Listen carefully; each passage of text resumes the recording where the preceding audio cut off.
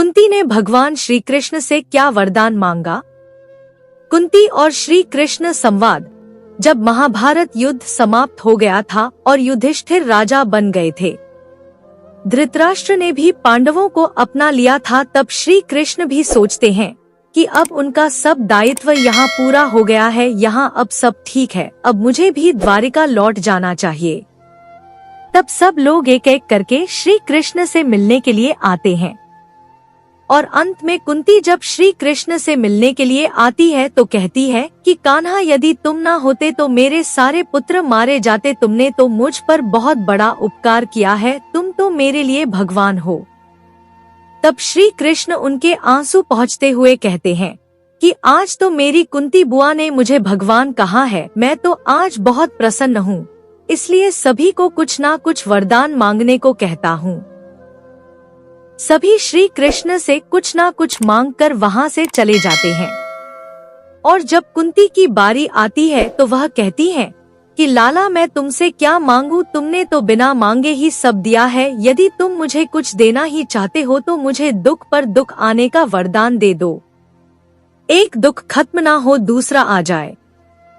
यह सुनकर श्री कृष्ण की आंखों में आंसू आ गए। उन्होंने कहा कि बुआ, मुझे नहीं लगता कि आपने जीवन में कभी सुख भोगा है, आपका तो जीवन संघर्षों से भरा रहा है और आज आपके पास सुख मांगने की बात आई तो आपने फिर से दुख मांग लिया। तब कुंती कहती है कि हे कृष्ण, वह दुख लाखों सुखों के बराबर है, जिसमें तुम्हारी याद सदा बनी रहे, और दुख होंगे तभी तो तुम मेरे दुखों का निवारण करने के लिए यहाँ आओगे, नहीं तो सुख में तो तुम मुझे नहीं पूछोगे यहाँ। यह प्रसंग कुंती का भगवान श्री कृष्ण के प्रति स्नेह और भाव प्रकट करता है।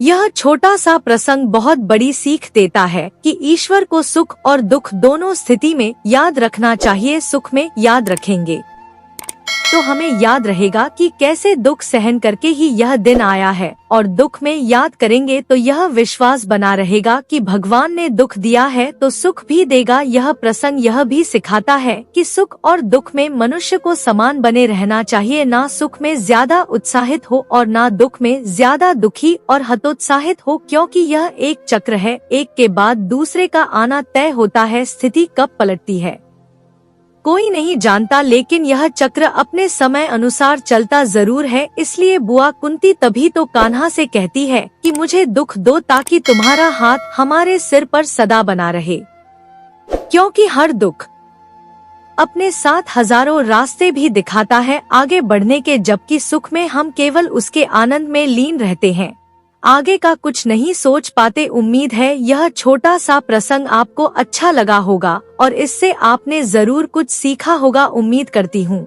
यह प्रसंग आप लोगों को अच्छा लगा होगा। अच्छा लगे तो लाइक करें, अपने दोस्तों के साथ शेयर करें, मेरे चैनल को सब्सक्राइब करें और कमेंट में जय श्री कृष्णा अवश्य लिखें। प्रसंग सुनने के लिए बहुत बहुत धन्यवाद। मिलती हूँ एक और अच्छी कहानी।